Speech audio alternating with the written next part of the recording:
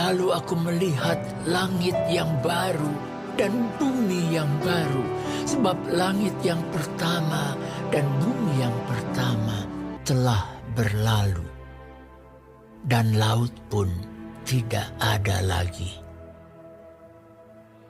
Dan aku melihat kota yang kudus, Yerusalem yang baru, turun dari sorga dari Allah, yang berhias bagaikan pengantin perempuan yang berdandan untuk suaminya. Lalu aku mendengar suara yang nyaring dari takhta itu berkata, "Lihatlah, kemah Allah ada di tengah-tengah manusia, dan ia akan diam bersama-sama dengan mereka.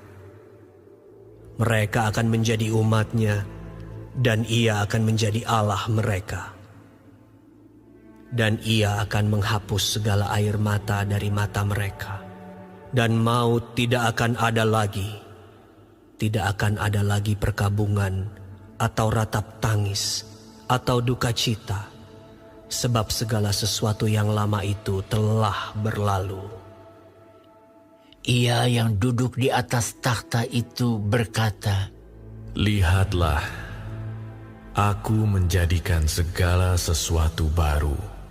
Dan firman-Nya, "Tuliskanlah, karena segala perkataan ini adalah tepat dan benar." Firman-Nya lagi kepadaku, Semuanya telah terjadi. Aku adalah Alfa dan Omega, yang awal dan yang akhir. Orang yang haus akan kuberi minum dengan cuma-cuma dari mata air kehidupan. Barang siapa menang, ia akan memperoleh semuanya ini, dan aku akan menjadi Allahnya, dan ia akan menjadi anakku. Tetapi orang-orang penakut, orang-orang yang tidak percaya, orang-orang keji, orang-orang pembunuh, orang-orang sundal, tukang-tukang sihir, penyembah-penyembah berhala dan semua pendusta, mereka akan mendapat bagian mereka di dalam lautan yang menyala-nyala oleh api dan belerang. Inilah kematian yang kedua." Maka datanglah seorang dari ketujuh malaikat yang memegang ketujuh cawan, yang penuh dengan ketujuh malapetaka terakhir itu. Lalu ia berkata kepadaku, katanya, "Marilah ke sini. Aku akan menunjukkan kepadamu pengantin perempuan mempelai anak domba." Lalu di dalam roh ia membawa aku ke atas sebuah gunung yang besar lagi tinggi. Dan ia menunjukkan kepadaku kota yang kudus itu, Yerusalem, turun dari sorga, dari Allah. Kota itu penuh dengan kemuliaan Allah, dan cahayanya sama seperti permata yang paling indah, bagaikan permata yaspis, jernih seperti kristal. Dan temboknya besar lagi tinggi, dan pintu gerbangnya 12 buah.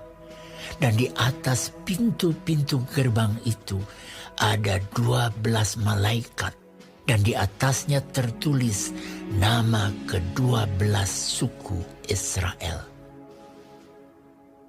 Di sebelah timur terdapat 3 pintu gerbang, dan di sebelah utara 3 pintu gerbang, dan di sebelah selatan 3 pintu gerbang, dan di sebelah barat 3 pintu gerbang.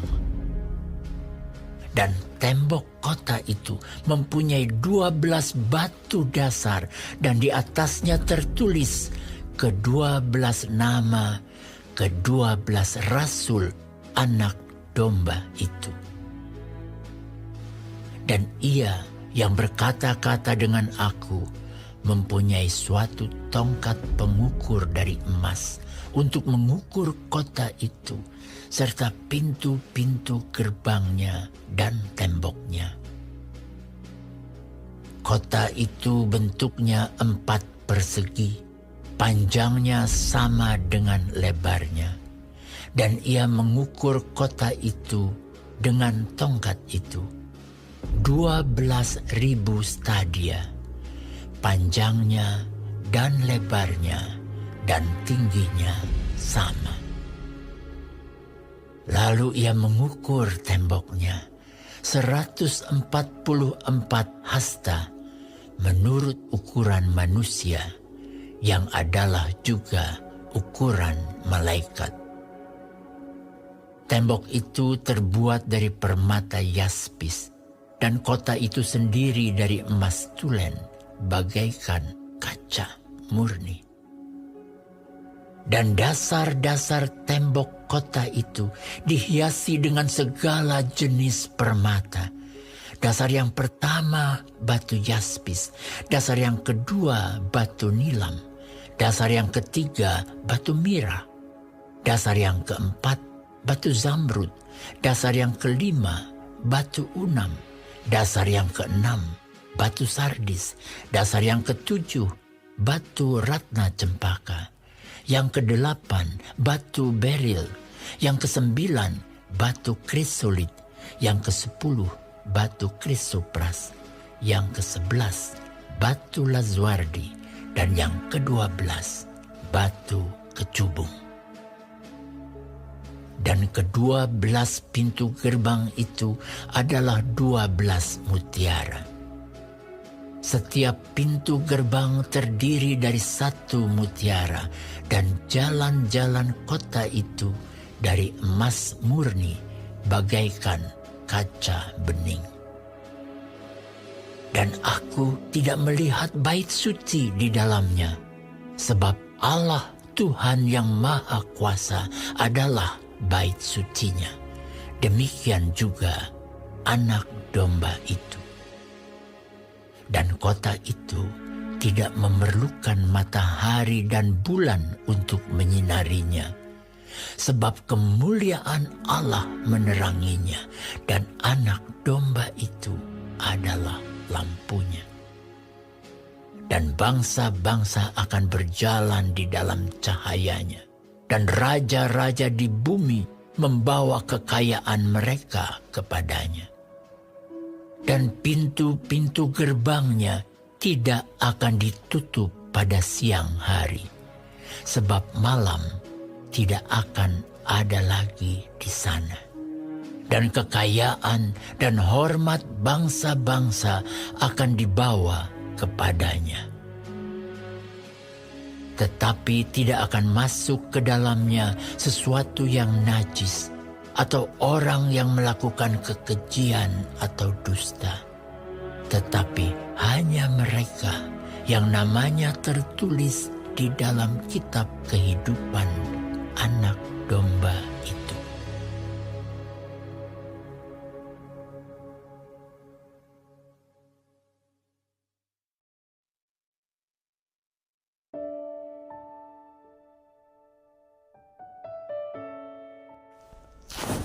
Shalom saudara-saudaraku yang kekasih di dalam Tuhan Yesus Kristus. Puji Tuhan, haleluya. Kalau kita dapat mempelajari firman Tuhan, panduan kehidupan hari ini dari kitab Wahyu 21 mengenai langit yang baru dan bumi yang baru serta Yerusalem baru. Tuhan Yesus memberkati kita semua. Amin. Saudara-saudara, kemenangan mutlak Tuhan Yesus akan mengakhiri segala pemberontakan dari musuhnya. Dan akan ada langit dan bumi baru. Ya. Total sempurna. Ada perubahan meliputi segala aspek. Ya. Berarti tidak ada lagi penderitaan akibat dosa. Tidak ada lagi penghalang komunikasi antara Tuhan dan umatnya. umat yang telah ditebus oleh Yesus Kristus menjadi layak sebagai mempelai perempuannya. Ini tentu gambaran. Dalam kesempurnaan, semuanya indah. Semua kuasa iblis, kekacauan yang dibuatnya telah berakhir. Semua kuasa kegelapan telah takluk dengan tuntas. Kejahatan telah dipunahkan selama-lamanya. Maut, perkabungan, ratap tangis, duka cita telah sirna. Tidak ada lagi. Di sorga mulia yang ada adalah sukacita. Tidak ada lagi ketakutan dan berbagai dosa. Hanya orang-orang yang sungguh-sungguh percaya taat setia yang dapat menikmati kesempurnaan yang Tuhan sediakan di sorga. Bila sangkakala terdengar dan zaman ini telah lalu, tidak ada lagi kesusahan. Kiranya nama kita, orang-orang yang tertebus, ada tercatat dalam buku kehidupan.